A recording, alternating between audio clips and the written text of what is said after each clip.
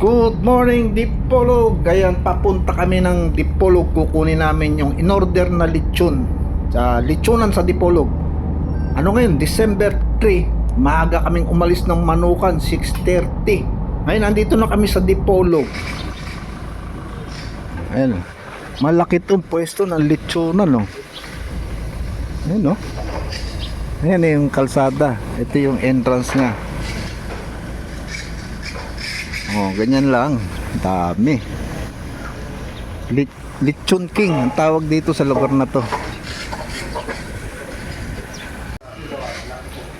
Yan, nandito tayo sa may lechonan sa Dipolog, Lechon King.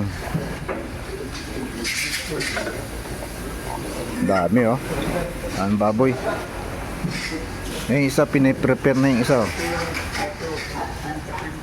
Dami, oh.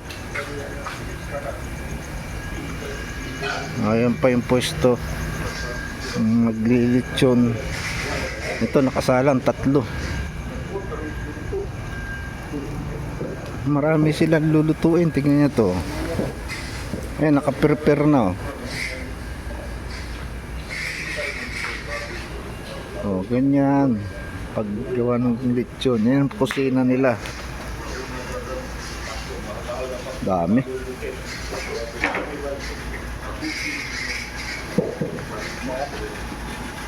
Dong. Noon sa Ay, isaw. kaya ano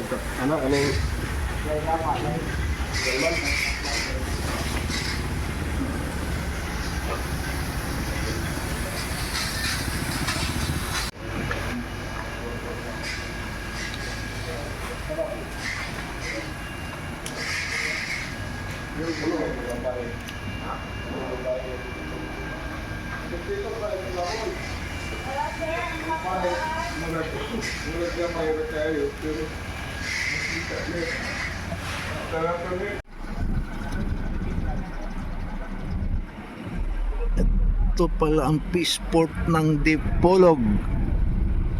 Ayan, alas 7 ng umaga. Ang daming tao, oh. Walking, jogging. Low tide ngayon.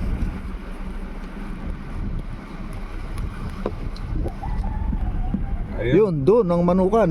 Dulo.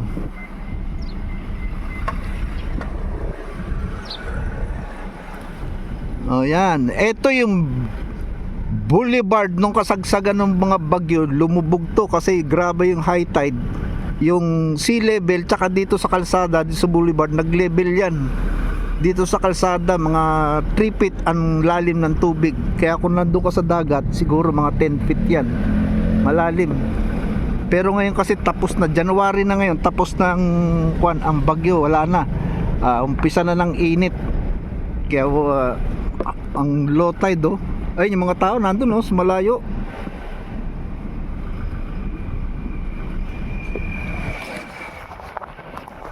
Ayan.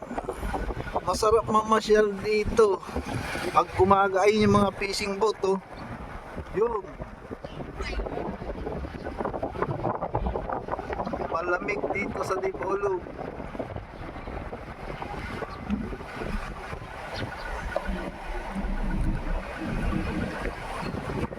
Ang dami sasakyan, no? Karamihan dito nagja-jogging, walking, exercise.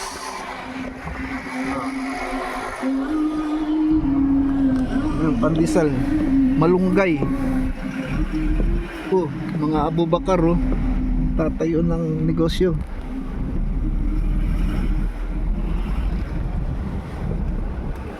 Yan, dito sa boulevard, kung may makita kang tao, karamihan dyan yung mga senior, nag-exercise. Pag makita mo kabataan, di yan nag-exercise, magse-selfie yan, magti-tiktok yan. Mga animal yung mga yan. Walang pakialam sa exercise yan. Puro mag-tiktok lang yan, sayaw-sayaw, picture, selfie. Pag may nakita ka nag-exercise, mga senior citizen yan. Nakagaya, no, pa-jogging-jogging. Walking. Yung ganda ng isla doon, oh. Doon banda ang Manukan, Rojas, tapos Katipunan banda rito. Low tide. Lamig.